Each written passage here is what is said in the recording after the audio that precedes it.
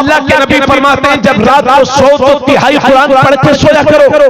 तो सहाबा अर्ज करते हैं या रसूल अल्लाह इतनी जल्दी नींद के वक्त नींद का नशा होता है, तिहाई कुरान पढ़ना कैसे मुमकिन है, कैसे तिहाई कुरान पढ़ा जा सकता है? तो मेरे नबी ने फरमाया जो एक बार कुल हुवल्लाह शरीफ पढ़ लेता है अल्लाह उसे तिहाई कुरान का सवाब अता करता है। नारे तकबीर, नारे रिसालत, मसलके आला हज़रत, एजाज़े कुरान, खानदाने हुसैन। वाह वाह सुभान अल्लाह। इसी वजह से हमारे उलमा फरमाते हैं कि जिसने 3 बार कुल हुवल्लाह शरीफ पढ़ा तो अल्लाह उसे एक कुरान की तिलावत का सवाब अता फरमाएगा। माशाअल्लाह माशाअल्लाह। और मौलाना नूरे अली साहब और हमारे मुशीर बाबू और जितने लोग यहाँ बैठे एक बात गौर से सुनिएगा, मदरसा चलाते हैं आप लोग। जब आपके घर में किसी का इंतकाल हो जाता है तो आप लोग मदरसों में जाते हैं कि हजरत साहब आप कुछ पारे दे दीजिए। अगर 500 रुपया चंदा दिया है तो कम से कम 10 कुरान मिलने चाहिए। अब भाई रोजाना आदमियों का इंतकाल होता है, 10 कुरान आपको कहां से मिलेंगे? अल्लाह अल्लाह। और लोग भी जिद पकड़ लेते हैं। एक जगह मुझे पता चला कि एक मदरसे वालों ने 400 कुरान दे दिए। हमें तो अल्लाह ने अकल भी दी है कि नहीं? जी जी। 400 कुरान पढ़ने में कितना वक्त लगता है? और हुजूर मेरे पास ये 10 साल पहले की बात है जब मैं नए पढ़ के फारिग हुआ था मौकलीम साहब, तो बंबई से एक औरत का मेरे पास फोन आया। वो खातून थी, ज़ईफा थी, मुझसे कहने लगी बेटे हमारी बेटी के ससुर का इंतकाल हो गया है तो हमें कुछ कुरान शरीफ चाहिए पढ़े हुए। तो मैंने कहा ठीक है कोशिश करूंगा। 15-20 दिन कोशिश की मैंने, मुझे 10-12 कुरान जो याद आ रहा है मुझे वो मिल गए। उसके बाद उनका फोन आया, कहने लगे हाँ बेटे कितने कुरान दे रहे हो आप? तो हमने कहा खाला 12 कुरान शरीफ हो गया है। तो हमसे कहती है हाय बेटा बताओ 12 कुरान में क्या होने वाला? 12 कुरान में क्या होने वाला है? लखनऊ के उन मौलाना ने तो 200 कुरान दिए हैं। तो मैं दिल में सोचता रहा अल्लाह 12 कुरान से कुछ नहीं होता। तो मुझे बंबई के एक हमारे दोस्त मिले, मैंने उनसे कहा यार बंबई की एक औरत इस तरह से कह रही थी कि 12 कुरान से कुछ नहीं होता। तो वो भी हंसने लगे और कहने लगे हजरत बंबई के सेठ बाज इतने बड़े पापी होते हैं कि मालूम नहीं कि 12 कुरान में भी बख्शिश होगी कि नहीं। अगर अल्लाह 3 बार सिद्ध दिल से 3 बार कुल हुवल्लाह को कबूल फरमा ले तो पूरी नस्लों की मग़फ़िरत के लिए काफी है। क्या कहने हैं, क्या कहने हैं? इसलिए मदरसे वालों पर दबाव न बनाया करो, क्योंकि एक कुरान को पढ़ने में बहुत टाइम लगता है। और आप बख्शवाने के बजाय शिरनी लेकर के मदरसे आ जाओ। अगर ये तलबा आपके मरहूमीन के लिए दुआएं कर देंगे तो इंशाअल्लाह उनकी मग़फ़िरत होगी, क्योंकि रूए ज़मीन पर इस वक्त अगर कोई सबसे अच्छी जमात है तो उस जमात का नाम है मदरसे के तलबाए किराम। बेशक बेशक, वाह वाह सुभान अल्लाह। तो लोगों को कुरान से रिश्ते को मजबूत करो। मगर हम देख रहे हैं हमारे हाफिज लोग हुफ्फाज़ किराम नजरानों के चक्कर में 4-4 जगह तरावी सुनाएंगे, 5-5 जगह सुनाएंगे, 6-6 जगह सुनाएंगे। अरे हाफिज साहब आप 10 जगह सुनाइए मगर सही सुनाइए। अगर आपने गड़बड़ की और ऐसा कुरान पढ़ा के जो समझ में नहीं आया तो सिर्फ सूद का पैसा हराम नहीं है। सूद का पैसा जिस तरह से हराम है उसी तरह से उस नजराने का पैसा भी हराम है जो कुरान को गलत तरीके से पढ़ करके हासिल किया गया है। क्या बात है, क्या बात है। इसलिए मेरी कौम के फारिग होने वाले बच्चों और मेरी कौम के हुफ्फाज़े किराम तुम्हारे सीने में तो अल्लाह ने कुरान रखा है। अगर आप किसी की दुकान में सूरे बकरा पढ़ दो तो वो भूखा प्यासा नहीं रहता, उसकी दुकान में बरकतें होने लगती हैं। अगर आप खुद अपने लिए तिलावत करेंगे तो अल्लाह तुम्हारे रिज़्क़ में कितनी बरकतें अता फरमाएगा। वाह वाह वाह, जिंदाबाद जिंदाबाद। भाई बात समझ में आ रही है? एक काम और करेंगे आप लोग, एक काम आप लोगों को और करना है। कुरान शरीफ का उर्दू में तर्जुमा जिसे कहते हैं कंजुल ईमान। आला हजरत ने कुरान शरीफ का उर्दू में तर्जमा किया है। हजरत बैठे हुए हैं, सारे उर्दू के तर्जमों में जो सबसे बेहतरीन तर्जमा है वो आला हजरत अजीमुल बरकत अशाह इमाम अहमद रजा खान का किया हुआ तर्जमा है, जिसे कहते हैं कंजुल ईमान, यानी ईमान का खजाना। सुभान अल्लाह। एक काम कर लीजिए आप लोग, आपने बड़ी बड़ी महंगी शादी कर लिया होगी, आपने लाखों रुपए के घर बना लिए, आपने करोड़ों रुपयों की, लाखों रुपयों की जमीनें खरीद ली होंगी, मगर मेरी कौम में आपसे पूछना चाहता हूं कि आपने कुरान के लिए क्या किया है? इसलिए काम करो, 500 रुपये का एक कंजुल ईमान हदिया हो जाता है, यानी 500 रुपये का एक कंजुल ईमान 500-600 रुपये का मिल जाता है। 10 कंजुल ईमान का आप हदिया कराइए, 5000 रुपये आपके खर्च होंगे। और जब कभी भी आपके रिश्तेदारों में, आपके मोहल्ले में, आपके खानदान में, आपके पड़ोसियों में अगर किसी के यहां शादी हो या लड़का या लड़की का जन्मदिन हो, तो मिठाई के डब्बे और जोड़े ले जाने के बजाय कंजुल ईमान ले जाइए और कहिए हमारी तरफ से हमारी बेटी के लिए ये तोहफा है, कबूल फरमा लीजिए। इस तरह से 10 कुरान हमारी वजह से घरों में पहुंच जाएंगे, हम तो कब्र में चले जाएंगे, मगर जब तक ये कुरान पढ़ा जाता रहेगा अल्लाह इसका सवाब हमारी रूहों को अता फरमाएगा। नारे तकबीर, नारे रिसालत, अशके आला हजरत अज़मते कुरान खानदाने हुसैन। वाह वाह वाह, सुभान अल्लाह, सुभान अल्लाह। करेंगे आप लोग ये काम? अरे यार तुम बोला करो कि नहीं? तमाम 11वीं शरीफ करते हो, लंगर करते हो, वलीमे करते हो, अकीके करते हो, तो कम से कम 2 कुरान हर आदमी।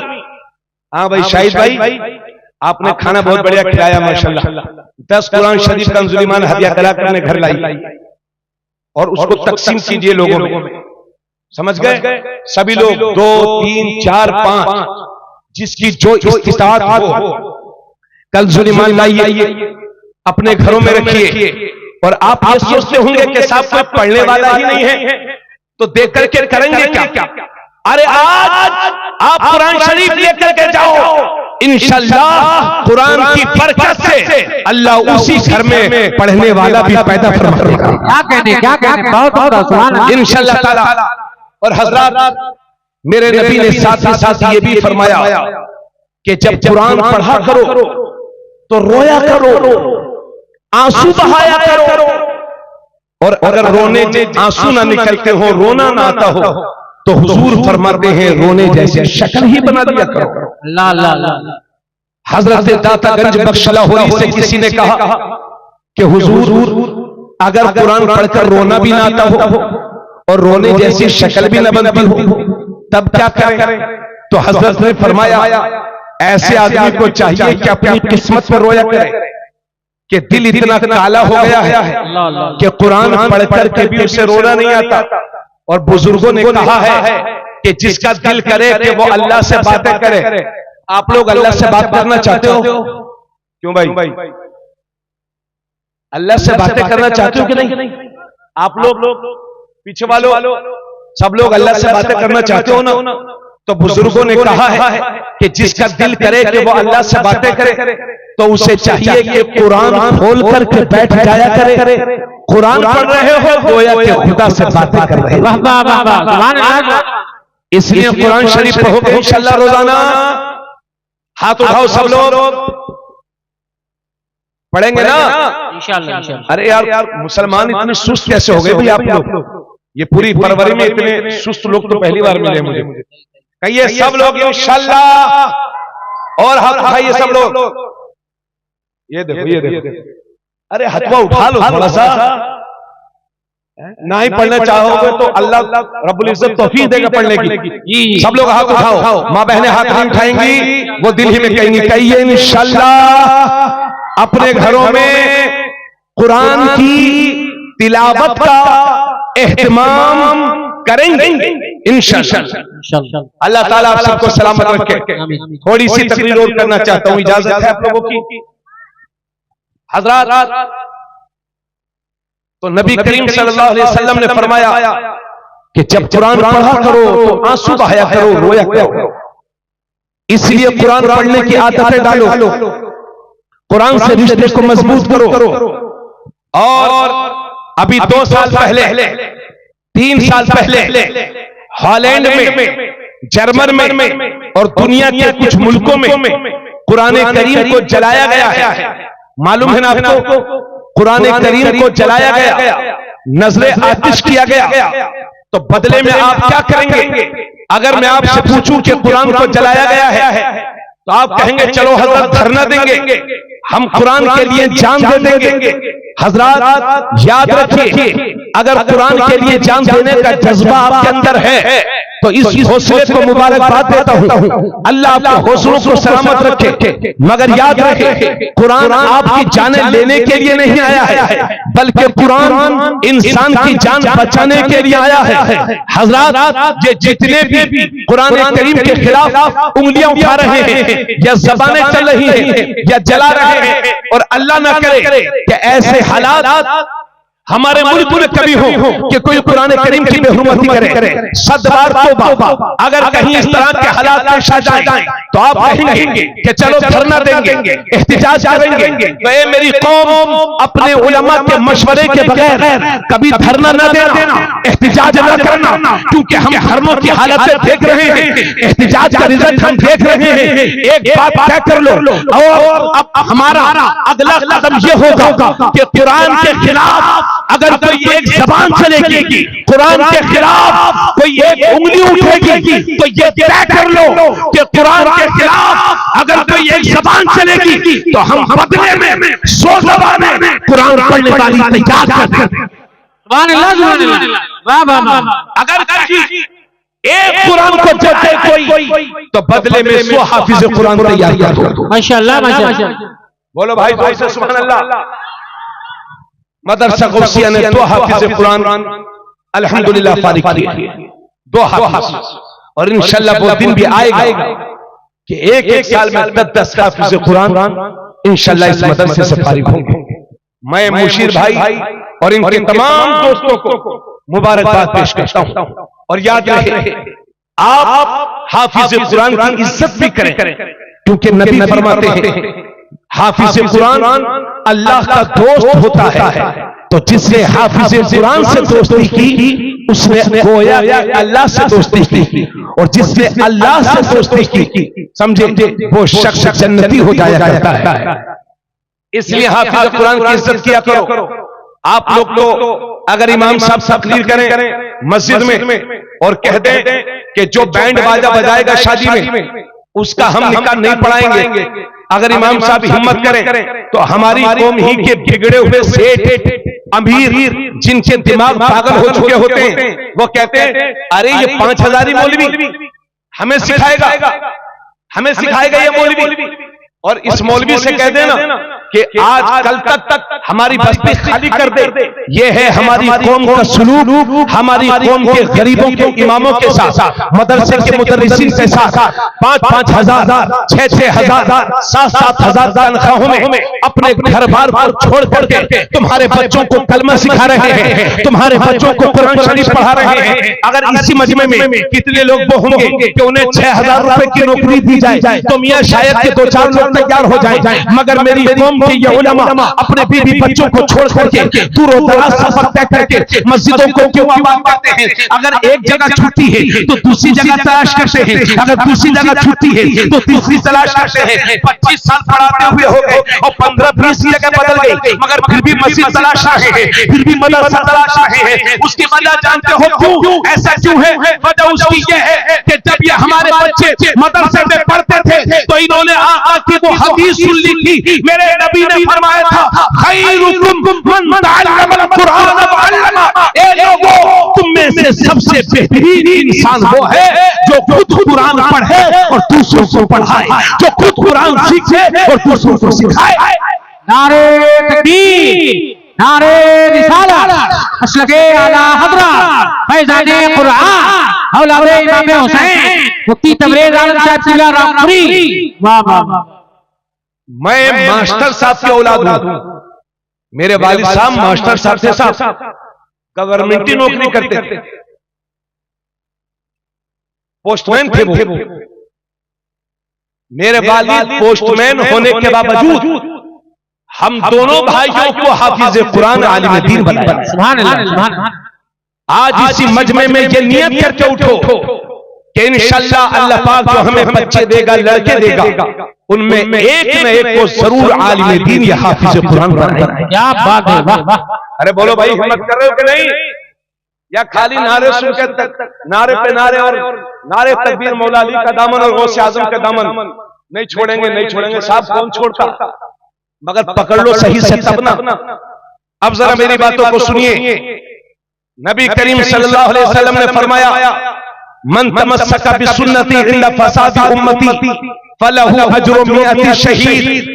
मेरे नबी ने फरमाया, जिसने मेरी उम्मत के फसाद के वक्त, मेरी उम्मत के बिगाड़ के वक्त मेरी किसी सुन्नत पर अमल किया तो अल्लाह उसे 100 शहीदों का सवाब अता फरमाएगा। माशाअल्लाह माशाअल्लाह। कितने शहीदों का? 100। हुजूर मैं एक बात इन लोगों से कहना चाहता हूं, सुन्नतें तो बहुत हैं हुजूर की, मगर आज के दौर में सबसे मजलूम सुन्नत ये दाढ़ी। क्या बात है, क्या भाई करीम 5000 तनख्वाह चंदा मांगो दे देंगे, दावत कि यार हमारी दावत का तो खिला देंगे, लेकिन कहो चेहरे पर दाढ़ी रख लो तो कहते हैं अरे हजरत साहब अभी हमारी उम्र ही क्या हुई जी। दाढ़ी तमाम नबियों की सुन्नत है, जोर से बोलो सुभान अल्लाह सुभान अल्लाह। तमाम रसूलों की सुन्नत है। औरतों की दाढ़ी नहीं होती है साहब, मर्दों की दाढ़ी होती है। अल्लाह अल्लाह। अल्लाह ने मर्दों को दाढ़ी दी है, इसलिए दाढ़ी छिड़ाने वाला मेरे रसूल की नाफरमानी कर रहा है। हिम्मत से काम लो, चेहरों पर दाढ़ियां सजाओ। ये हमारे देखिए वो बच्चा माशाल्लाह, कितने नौजवान लड़के बुजुर्ग हमारे, और बाज लोग बुरा मत मानिएगा, उम्र 70 साल हो गई, 60 साल हो गई, मगर बस दाढ़ी जितनी थी इतनी है। वो भी बच्चों के कहने की वजह से। इतनी दाढ़ी रखो चाहे बिल्कुल खत्म कराओ, हराम है हराम। एक मुश्त दाढ़ी मेरे नबी की सुन्नत है। माशाअल्लाह माशाअल्लाह। अपने चेहरों पर सजाओ। आज के दौर में सबसे मजलूम सुन्नत है दाढ़ी। क्यों? क्योंकि अगर किसी ने दाढ़ी रख ली तो सबसे पहले उसकी मां कहती है, अरे बेटे अभी तेरी उम्र थोड़ी हुई है। बीवी कुछ कहती है तो शोहर डांट लेता है, वो बेचारी मान जाती है। और जब इसने दाढ़ी रख ली तो पड़ोसी कहते हैं मुल्ला बन गया है, मुल्ला लगता है किसी मजार की गद्दी को घेरेगा। पड़ोसी रिश्तेदार कह रहे हैं मुल्ला बन रहा है, लगता है किसी मदरसे का घोटाला करेगा। हमें जब आप खुद और हम खुद अपने नबी की सुन्नत का मजाक उड़ाएंगे तो हमारा ये हश्र नहीं होगा तो और होगा। अरे वाह वाह वाह। जब हम खुद अपने नबी की सुन्नत का मजाक उड़ाएंगे, और अगर आप दाढ़ी इस वजह से नहीं रखते कि लोग आपको आतंकवादी कहेंगे कि साहब दाढ़ी वाला आतंकवाद होता है, तब तो आप उनकी सहायता कर रहे हैं, आप उनकी मदद कर रहे हैं। वो कह रहे हैं साहब दाढ़ी वाला आतंकवाद होता, आप छिला रहे हैं, तो वो उनकी तो मदद हो गई। याद रहे, अगर दाढ़ी ही में आतंकवाद है तो फिर मुसलमान की दाढ़ी में क्यों है, सब लोगों की दाढ़ी में क्यों नहीं आतंकवाद है? असल में दाढ़ी में आतंकवाद नहीं है, लोगों की खोपड़ियों में आतंकवाद घुसा हुआ है। इस आतंकवाद का सीना सिपर होकर करके हमें मुकाबला करना है और अपने चेहरे पर हुजूर की सुन्नत को सजा के कुफ्र को चढ़ाना भी है, शिकस्त भी देना, जलील भी कर देना, ज़माने पर नबी की मोहब्बतों के झंडे गाड़ दो, ईमानदारी की मिसालें कायम कर दो, ताकि आने वाली से तुम्हारी ईमानदारी पर नाज करें। जब बोलो तो सच बोलो, जब वादा करो तो निभाओ, खाओ तो नबी की सुन्नत के मुताबिक, पियो तो नबी की सुन्नत के मुताबिक, चलो तो नबी की सुन्नत के मुताबिक, घरों में निजाम मुस्तफा कायम कर दो, ताकि दुनिया ये कहने पर मजबूर हो जाए कि जब नबी का गुलाम ऐसा है तो इस गुलाम का ईमान कैसे। नारे तकबीर, नारे रिसालत, मसलके आला हज़रत, मज़हबे इस्लाम, वाहिदी दूल्हा। वाह वाह वाह, सुभान अल्लाह। चेहरों पर दाढ़ियां सजाइए। बुढ़ापे में जो लोग रोजाना 8वें दिन दाढ़ी खराब करवाते, लोग कहते हैं दाढ़ी बनवा रहे हैं। हमें बनवा नहीं रहे हो, बिगड़वा रहे हो। अल्लाह अल्लाह। अरे बुजुर्गों, अपने आप पर रहम करो, चेहरों पर दाढ़ियां सजाओ। ये देखिए हम लोगों के चेहरों पर दाढ़ी तो क्या बुरे लग रहे हैं? बताओ भाई। शैतान को ठोकर मारो और अपने नबी की सुन्नत को सीने से लगाओ। और अपने इन बच्चों से कहूंगा, नौजवान बच्चों से, आज हमारे मुसलमानों की बस आखिरी बातें चल रही हैं। आज हमारे मुसलमान बच्चों की हालत ये हो गई है कि कोई हाथ में कड़ा पहन कर घूमता है, कोई जंजीर पहन कर घूमता है, कोई टैटू बनवाए घूम रहा है। समझे ये हाल है हमारे बच्चों के। कोई दुनिया पहन कर घूम रहा है, यानी दादी दुआ करते करते मर गई, अल्लाह पोता दे दे, और जब ये पोता हुआ तो पोती बना घूम रहा है। यह हाल है हमारे, समझे। और कभी बालों को नीला करवाएगा, कभी हरा। और ईमान की कमजोरी का आलम यह है, तवज्जो चाहूंगा पूरे मजमे की, ईमान की कमजोरी का आलम यह है कि दो नाम रख रखे हैं। दो नाम क्यों? ताकि कहीं जरूरत पड़े तो साइड से वो वाला नाम बता के निकल जाओ। एक का नाम है अब्दुल रहमान, हमने कहा भाई साहब आपका नाम, बोले हजरत लोग मुझे प्यार से पप्पू कहते हैं। एक साहब का नाम है अहमद, हमने कहा भाई साहब आपका नाम, हजरत लोग मुझे प्यार से राजू कहते हैं। एक साहब का नाम है अली, हमने कहा भाई साहब आपका नाम, हजरत लोग मुझे शानू कहते हैं। एक साहब का नाम है हसन, हमने कहा भाई साहब आपका नाम, हजरत लोग मुझे प्यार से गुड्डू कहते हैं। एक साहब का नाम है हुसैन, हमने कहा भाई साहब आपका नाम, हजरत लोग मुझे प्यार से मुन्ना कहते हैं। मुन्ना, हमें तब तक मुन्नू मुन्ना गुड्डू शानू और पप्पू बने रहोगे अगर तुम्हारे बाप ने तुम्हारा नाम मोहम्मद रखा है और 1,00,000 बुत परस्तों की भीड़ में कहीं खड़े हो और कोई पूछे नाम क्या है तो शान से बताया करो मेरे बाप ने मेरा नाम मोहम्मद रखा है, मोहम्मद रखा है। और अभी आप देख नहीं रहे हो हिंदुस्तान के हालात ये है कि चंद लोग मिलकर के हमारे बच्चों को घेर लेते हैं और जबरदस्ती कलिमाते कुफरिया कहलाते हैं। अब ये वो बोल रहा है, अब ये बोल रहा है, अब ये बोल रहा है, फिर भी मार रहे हैं, जान से मार देते हैं, मोबिलिटी हो जाती है। कभी 6 महीने में, कभी 1 साल में इस तरह के हालात पेश आते ही रहते हैं। ये मेरी कौम के जिम्मेदारों, अपने बच्चों को ये नसीहत किया करो कि बेटे चाहे जितनी भी बड़ी कुर्बानी देनी पड़ जाए मगर अपने ईमान का सौदा कभी न करना, इसलिए कि घर टूट जाएगा, दोबारा बना लोगे, मोटरसाइकिल खराब हो जाएगी, दोबारा खरीद लोगे, लेकिन ईमान हाथ से जाए हो गया तो कुफ्र की जिंदगी, जिल्लत की जिंदगी है। इसलिए अपने बच्चों को ये नसीहत किया करो कि बेटे जिंदगी की आखिरी सांस तक कलिमात कुफरिया ज़बान से न लाना, अपने ईमान का सौदा न करना। अल्लाह आपके हालात को बेहतर फरमाए, अल्लाह मुझे बुरे हालात से बचाए, अल्लाह आपकी जान माल की हिफाजत फरमाए, मेरी भी जान माल की हिफाजत फरमाए। मगर कोई पता नहीं कि कब किसके साथ क्या हो जाए, इसलिए अर्ज कर रहा हूं कि अगर जिंदगी में ऐसे हालात कभी पेश आ भी जाए तो खुदा का वास्ता देकर के कहता हूं कि जिंदगी की आखिरी सांस तक कलिमात कुफरिया ज़बान पर न लाना और ला इलाहा इल्लल्लाह बोल रखना, क्योंकि अगर मौत का वक्त नहीं आया है तो कोई मार नहीं सकता और मौत का वक्त आ गया है तो कोई बचा नहीं सकता। मगर जिंदगी की आखिरी सांस तक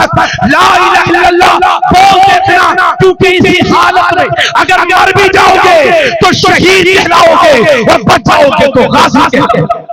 नारे तकबीर, नारे रिसालत, मसलके आला हज़रत, मज़हबे इस्लाम, वाहिदी दूल्हा, मुफ्ती तबरेज़ नायब किबला। वाह वाह वाह, जिंदाबाद जिंदाबाद। मैं क्या कह रहा हूं? मैं ये कह रहा हूं कि अगर आपकी जिंदगी में कभी कोई टाइम ऐसा भी आ जाए, बाबू ये बेटा अगर आपकी जिंदगी में कभी कोई टाइम ऐसा भी आ जाए कि आपका ईमान खतरे में पड़ जाए और लोग जबरदस्ती आपसे कुफरी कलमात शिरकी बात बुलवाएं, तो ऐसी हालत में आप क्या करेंगे? तो इस्लाम मसला सुन लो, ये उलमा बैठे हुए, हुजूर वाला बैठे हुए, मसला यह है कि अगर जान जाने का खतरा हो और कोई जबरदस्ती कलिमाते कुफरिया कहलवाए, तो दिल से बुरा जानते हुए अपनी जबान से अदा कर सकता है ताकि जान बच जाए। इस्लाम इसकी इजाजत देता है, लेकिन जिंदगी की आखिरी सांस तक कलिमाते कुफरिया जबान पर ना लाना और आखिरी दम तक ला इलाहा इल्लल्लाह बोलते रहना, ये ईमान के कमाल की निशानी है। इसी हालत में अगर मर भी जाओगे तो शहीद कहलाओगे, यानी जान से ज्यादा ईमान की परवाह कीजिए। जान चली जाए कोई परवाह ना करिए, ईमान की हिफाजत कीजिए, यानी आखिरी दम तक ला इलाहा इल्लल्लाह बोलते रहिए ताकि शहादत का मर्तबा हासिल हो। इसीलिए तो जमीले कादरी कहते हैं कि मैं वो सुन्नी हूँ जमीले कादरी, मरने के बाद मेरा लाशा भी कहेगा अस्सलातु वस्सलाम। बहुत सुभान अल्लाह। अभी मुसलमानों की हालत, भाइयों जो मैं बातें बयान कर रहा हूं आपको समझ में आ रही है ना? मुसलमानों की हालत अभी बहुत अमाल के एतबार से बहुत खराब हो चुकी है। सिर्फ गोश्त खाने वाले मुसलमान रह गए हैं हम। इसलिए बदलो अपनी रविश को, ये जिंदगी दोबारा न मिलेगी। कितने लोग आपने हाईवे पर देखे होंगे, एक ही कार में पूरी फैमिली सफा हो जाती है। कब कौन मर जाए इसकी कोई गारंटी नहीं, कब किसका बुलावा आ जाए इसकी कोई गारंटी नहीं। इसलिए मेरे भाई, अल्लाह ने ये सांसें दी हैं तो ईमान वाली जिंदगी जियो और शुक्र खुदा अदा किया करो कि अल्लाह ने हमें मुसलमान के घर में पैदा फरमाया। माशाअल्लाह माशाअल्लाह। समझ गए? और बस खत्म कर रहे हैं मेरी मां बहनों, बिल्कुल खामोश रहो। ईमान और कुफ्र के दरमियान सबसे बड़ा फर्क अगर कोई है तो वो नमाज का है, नमाज का। समझ गए? अल्लाह के नबी फरमाते हैं जब तुम्हारे बच्चे 7 बरस के हो जाएं तो उन्हें नमाज का हुक्म करो, और जब 10 साल के हो जाएं तो उन्हें मार मार करके नमाज पढ़ाओ, और जब तुम्हारे बच्चे 10 साल के हो जाएं तो उनके सोने के बिस्तर अलग कर दो। ये मेरे नबी फरमाते हैं। अल्लाह के नबी ने फरमाया जो सुबह सुबह बाजार की तरफ जाता है तो वो शैतान का झंडा लेकर के जाता है, और जो सुबह सुबह मस्जिद की तरफ जाता है तो वो अल्लाह के दीन का झंडा लेकर के जाता है। मेरे नबी ने हजरत अली से फरमाया था, ए अली, 3 कामों में कभी देर मत करना। जब नमाज का वक्त हो जाए तो नमाज की अदायगी में देर मत करना। जब जनाजा तैयार हो जाए तो उसकी नमाज जनाजा पढ़ने में देर मत करना। और जब किसी बेवा का, विधवा का मुनासिब रिश्ता मिल जाए तो हुजूर फरमाते हैं उसका निकाह करने में देर मत करना। वाह वाह वाह, माशाअल्लाह माशाअल्लाह। सुन मेरी बहन, जब नमाज का वक्त हो जाए तो नमाज की अदायगी में देर न कर। ये हजरत मेरे नबी ने हजरत अली से फरमाया था,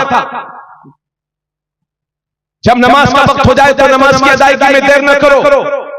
जब जनाजा तैयार हो जाए तो नमाज जनाजा पढ़ने में देर मत करो। और जब किसी बेवा का, विधवा का मुनासिब रिश्ता मिल जाए तो उसका निकाह करने में देर मत। मगर हमारे ईमान इतने कमजोर हो गए हैं, अगर किसी औरत के शोहर का इंतकाल हो गया तो कहते हैं ये जो बेवा है, विधवा है, ये मनहूस है, मनहूस। चुप यार, तुहार अब्बा से हम कह रहे हैं कि इस बच्चे को मदरसा जू में लाकर भेज दे हमारे पास। फिर मौलाना बनाएंगे। मौलाना बनो बेटे, मौलाना। रोजी रोटी अल्लाह ने जितनी किस्मत में लिखी है वो मिलेगी। ईमान की जिंदगी जियो और दीन का काम करो मेरे बाबू। हाँ, आप सबसे गुजारिश है। तो अगर किसी के शोहर का इंतकाल हो गया तो कहते हैं ये जो इसकी बीवी है ये मनहूस है। अरे भाई, मरने वाला मर गया तो अगर मरना ही मनहूसियत की अलामत है तो जो मरा है वो मनहूस होना चाहिए, जो बची है वो क्यों मनहूस हो गई? अल्लाह अल्लाह। और जब जिसका वक्त आ गया है तो क्या कोई उसे रोक लेगा? बोलो भाई, उससे कोई रोक सकता है मरने से? नहीं रोक सकता ना। मेरे नबी ने जो पहला निकाह किया वो मक्के की किसी कुंवारी लड़की से नहीं किया था। 25 साल के हैं मेरे नबी, और मेरे नबी ने जो पहला निकाह किया वो हजरत खदीजतुल कुबरा से, जो एक शोहर से बेवा नहीं बल्कि दो शोहरों से बेवा थी, हजरत खदीजा। आज लोग कहते हैं नारी को सम्मान दो, औरतों को इज्जत दो, बेटी पढ़ाओ बेटी बचाओ, नारी को सम्मान दो।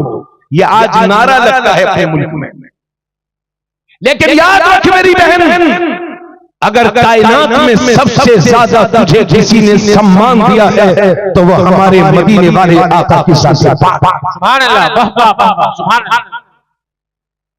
आप लोगों के अंदर भी तो ये आदतें आ गई हैं। अगर आप मोटरसाइकिल से कहीं जा रहे हैं और अगर बिल्ली सामने से गुजर गई तो मियां वहीं खड़े हैं ताकि कोई दूसरा आदमी पहले आए, वो निकल जाए, हम बाद में जाएंगे, बिल्ली गुजर गई। अब मैं ये ईमान की कमजोरी है, जिस कौम के पास बिस्मिल्लाह जैसा हथियार हो, वाह वाह वाह वाह, उस कौम को किस चीज की फिक्र? जब भी परेशानियां देखिए बिस्मिल्लाह पढ़िए, मैदान में कामयाब हो जाओगे माशाअल्लाह माशाअल्लाह। हमें छोटी सी बिल्ली जा रही है तो इतने बड़े आदमी को जाने में क्या परेशानी है? तुम बिल्लियों से डरने वाले कौन हो? मगर ना जो पड़ोसी से सुन लिया है वही करेंगे। अल्लाह अल्लाह। बहुत सारे लोग फोन करते हैं, हजरत वो लड़की की शादी करनी है, जरा अच्छा सा दिन बताइए तारीख देख के। अरे वाह, कई तारीखें हमने बताई। बोले हजरत देख लीजिए सही से, अच्छा सा दिन बताइए। अब मैं, अगर तेरा माल और तेरा पैसा हलाल का है तो सब दिन अच्छे हैं, क्या बात है, और अगर पैसा हराम का है तो तेरे लिए हर दिन खराब है। वाह वाह वाह वाह। सारे दिन अल्लाह के बनाए हुए हैं, बेशक। नमाज पढ़ी नहीं है, रोजे रखे नहीं है, पैसा हलाल हराम पता नहीं, बस अच्छा दिन बता दो। अच्छा दिन तो जब आएगा ना जब आपकी नियत अच्छी होंगी। याद रखिए हर दिन अच्छा होता है, अलबत्ता जुमे के दिन के बारे में हदीस में आया है कि जुमे का दिन सारे दिनों का सरदार है और ईद का दिन है माशाअल्लाह। मगर जुमे के दिन आप लोग शादी क्यों नहीं करते? उससे अच्छा दिन कौन सा होता है कि अरे यार वो जुमा पढ़ते उस दिन मजा नहीं आएगा। अल्लाह के नबी ने फरमाया जुमेरात के दिन में और शनीचर के दिन में अल्लाह ने बरकत रखी है। अल्लाह अल्लाह। तो हर दिन अच्छा है और सबसे अच्छा दिन जुमे का है। जुमे के दिन शादियां करो अगर अच्छा ही दिन चाहिए तो। और ये हज़रात बैठे एक नुस्खा बता दे रहा हूं, मुसलमान बर्बाद हो चुका है इन चक्करों में। नबी फरमाते हैं आलिनू हाज़ा निकाह वजअलूहु फिल मसाजिद। नबी फरमाते हैं निकाह करो तो ऐलान करके करो और निकाह मस्जिदों में मुनक्किद किया करो। समझ गए? हालांकि मैं यहां पर हाजिर हूं, मेरा खुद का निकाह भी मस्जिद में नहीं हुआ और शायद यहां किसी का निकाह मस्जिद में हुआ होगा। हुजूर वाला की तो शान अलग है, ये तो जहां बैठ जाए वहीं वो जमीन ही खैर बरकत वाली है। आप में से शायद किसी का निकाह मस्जिद में हुआ हो। और ये भी पहले मसला सुन लो, निकाह के शराइत पा लिए जाए तो कहीं भी निकाह हो सकता है, चाहे यहां करा लो, चाहे 1 लाख रुपए के होटल लेकर करा लो, चाहे दिल्ली करा लो, चाहे मुंबई, चाहे नागपुर, चाहे बहराइच, चाहे मेहपुरवा। शराइत पा लिए जाए हर निकाह हर जगह निकाह हो जाएगा। मगर आपके नबी मेरे नबी फरमाते हैं निकाह को मस्जिदों में मुनक्किद करो, क्योंकि जब निकाह मस्जिद में होगा तो उसके 3 फायदे होंगे। सबसे बड़ा फायदा यह है कि निकाह अक्सर लोगों का जिंदगी में एक बार होता है, बार बार नहीं। तो नबी फरमाते हैं इस निकाह को मस्जिद में मुनक्किद करो, क्योंकि जब निकाह मस्जिद में होगा तो तुम्हारे निकाह में कोई नापाक शामिल नहीं होगा, सिर्फ पाक लोग शामिल होंगे। अरे क्या कहते हैं, जोर से बोलो सुभान अल्लाह। और दूसरी बात यह है कि निकाह के बाद जो पटाखे फोड़े जाते हैं वो नहीं फूटेंगे। और तीसरी बात यह है हदीस शरीफ में लिखा है कि निकाह के बाद जब दुआ होती है, यानी इमाम मोहतरम या काज़ी इस्लाम या आलिम दीन जब निकाह पढ़ा करके दुआ करते हैं तो हदीस में लिखा है कि मुसलमान जब मस्जिद में दुआ करता है तो अल्लाह के फरिश्ते भी मुसलमानों की दुआओं के साथ आमीन कहा करते हैं। इसलिए आज की इस मजलिस में मैं हुजूर सैयद शाह हुसैन ने किबला को गवाह बना करके अज़्म मुसम्मम करता हूं कि मेरी खानदान में जहां तक मेरी चलेगी और अपने बच्चों के निकाह इंशाअल्लाह मस्जिद में करवाऊंगा, और चाहे जहेज दूं या ना दूं, लेकिन मेरी जायदाद में शरीयत ने जो मेरी बेटियों का हक मुकर्रर कर रखा है इंशाअल्लाह वो जरूर दिया जाएगा। नारे तकबीर, नारे रिसालत, मशरक़े आला हज़रत, शरीयते मुस्तफ़ा, सुन्नते रसूल, खानदाने रसूल। वाह वाह वाह, सुभान अल्लाह। 200 बाराती जा रहे हैं, 300, 250, 150, 100, और कहते हैं साहब बारात की इज्जत का ख्याल रखना, बेइज्जती ना होने पाए। तो क्या सारी इज्जतें मुसलमानों बारातों में रह गई है क्या? यानी कम खाने को मिले तो बेइज्जती हो गई, ज्यादा खाने को मिल जाए तो इज्जत हो गई। बस तुम्हारी सारी इज्जतें खानों में। वलिल्लाहिल इज्जतु वली रसूलिही वलिल मोमिनीन, इज्जत अल्लाह के लिए है, इज्जत रसूलुल्लाह के लिए है, और इज्जत हर कलमा पढ़ने वाले मुसलमान के लिए। वाह वाह वाह वाह वाह। आप हमेशा से इज्जत वाले हो, इसलिए इस बनावटी इज्जत के चक्कर में ना। अब मैं दो बातें अपनी बहनों से कह लूं, उसके बाद माइक हजरत के। ये इतना बड़ा मजमा यहां से वहां तक है, और बहराइच के मुसलमानों से मुझे बहुत शिकायत है, बहुत शिकायत है। गाजी सरकार का मेला लगता है, जेठ का मेला, और कौन से मेले लगते हैं मोहतरम साहब? उर्स, रजबी शरीफ और जेठ का मेला।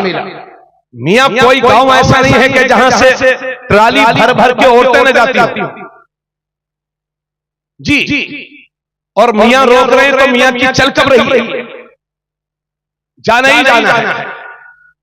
और तो मौलाना साहब मस्जिद में तकरीर कर रहे हैं, औरतों का मजार पर जाना हराम, और देखा तो वो भी मुल्लानी को लिए घूम रहे हैं। अरे मौली साहब, इस तबर्रुक को घर रख के आ जाते तो अच्छा। जब आप खुद ही अमल नहीं करोगे तो कौम क्या अमल करेगी? क्यों भाई, बोलो बताओ सब लोग। लेकिन कोई मौलाना साहब अपनी मुल्लानी को ले जाते हैं, उसमें तो हलाल नहीं हो जाता है। मसला के आला हज़रत सुन मेरी बहन, औरतों का मजार शरीफ पर जाना नाजायज और हराम है। सुन लो, मसला के आला हज़रत की बदनामी ना कराओ। औरतों का मजार शरीफ पर जाना नाजायज और हराम। आला हज़रत से किसी ने पूछा कि हुजूर, क्या औरतों का मजार पर जाना जायज है कि नाजायज? तो आला हज़रत फरमाते हैं ये न पूछो कि जायज है कि नाजायज, बल्कि ये पूछो कि जब औरत अपने घर से मजार के लिए निकलती है तो अल्लाह की कितनी लानतें बरसती हैं, ये पूछो। और जब तक घर वापस नहीं आ जाती अल्लाह की बराबर लानतें बरसती रहती हैं। समझ गए आप? और आला हज़रत से किसी ने पूछा था कि हुजूर, मजार शरीफ पर जो गलत काम होते हैं, जैसे शरकत हो रही है और क्या क्या मेले तमाशे,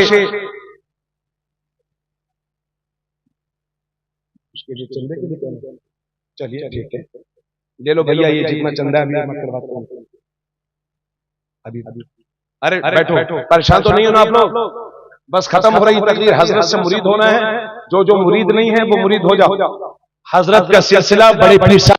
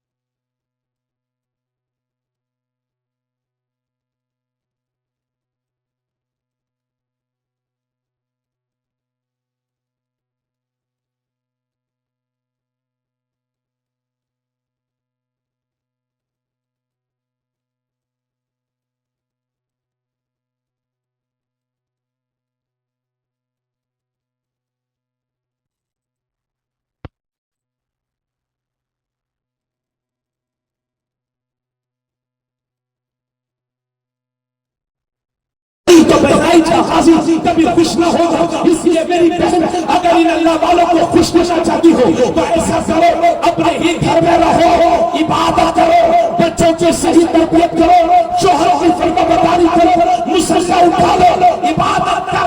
फिर देख मेरी बहन तेरे सजदे होंगे मुझे दीवार की जमीन पे मेरा ख्वाजा खुश होगा, अजमेर शरीफ की जमीन पे मेरा साबिर खुश होगा, कलियर की जमीन पे मेरा गाजी खुश होगा, बहराइच शरीफ की जमीन पे। वाह वाह वाह वाह, बहुत होगा सुभान। इसलिए इन औरतों को मजार पर जाने से रोकी। मैं जानता हूं बहुत सारी औरतें कहेंगी कि मौलाना देवबंद से आए। अरे देवबंद से नहीं आया हूं मैं, बरेली शरीफ से आया हूं, रामपुर उसके करीब बरेली शरीफ में पढ़ा चुका हूं, आला हजरत का मानने वाला हूं, ताजुल शरिया सरकार का मुरीद हूं, कोई देवबंद का मौलवी नहीं हूं मैं।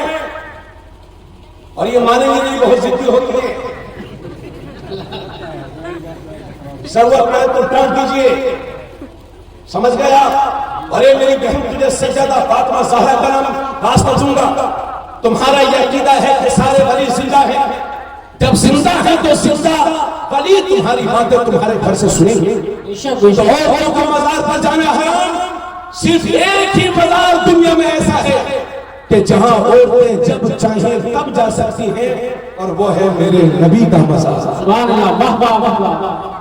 तो अपने घर की औरतों को पर्दा कराइए और अपने शादी ब्याह को कम से कम खर्च में मुनक्किद कीजिए।